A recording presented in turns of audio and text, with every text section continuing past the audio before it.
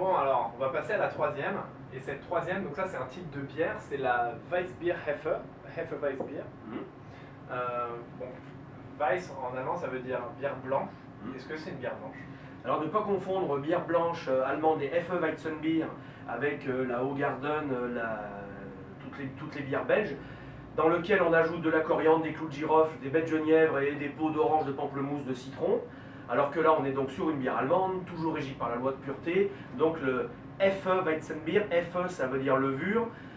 Quand on va la servir, on va remuer le fond de la bouteille qui vont ramener ces levures et qui vont la rendre trouble, qui vont la rendre blanche, mais ça n'est pas une blanche. Est-ce que pour la servir, si on la sert dans une bonne shop, on va dire, il faut mettre beaucoup de mousse?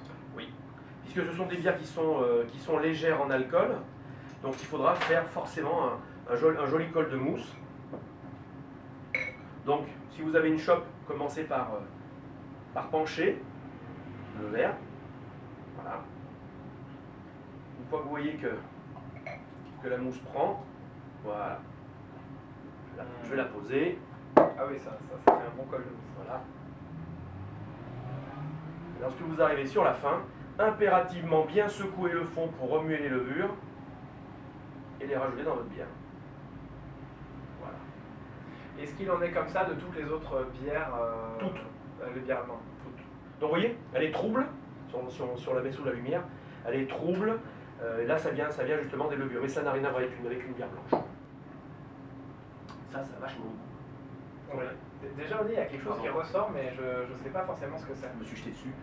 Alors là, ça sent les levures à mort, donc ça sent la banane, ça sent les fruits, ça sent le caramel, au nez en tout cas. Tu les sens, Philippe? Oui, ça sent bien. Oui. Avec un petit côté un petit peu caramélisé. Et donc les levures dans cette bière ont leur importance. Ah oui, les levures sont primordiales puisque c'est celles qui vont faire la consistance, le goût. Sans les levures, cette bière serait plus liquide. Avec les levures, elle va gagner encore en consistance. Au goût, je sens de la banane. Oui, c'est ça. C'est incroyable. Ouais, c'est pas du tout anormal. Quand ce sont des levures spécifiques utilisées qui vont amener ce côté très banane. Voilà. Donc ça on l'a prévu avec un Munster, voilà. Un fromage pour accompagner cette bière. Voilà. Qu'on a laissé bien à température ambiante pour qu'il soit crémeux et qu'il développe tous ses arômes. Alors vous ne pourrez pas sentir les arômes derrière la caméra, mais... Oui, mais si vous achetez un Munster... Et donc le côté banane avec le Munster, ça va donner quoi? Bah justement, vous remarquez que c'est quand même la plus puissante des trois. Ouais. Il faut quand même quelque chose de puissant pour aller avec le Munster. Une bière plus foncée ne fonctionnerait pas. Donc c'est un petit peu comme avec le vin.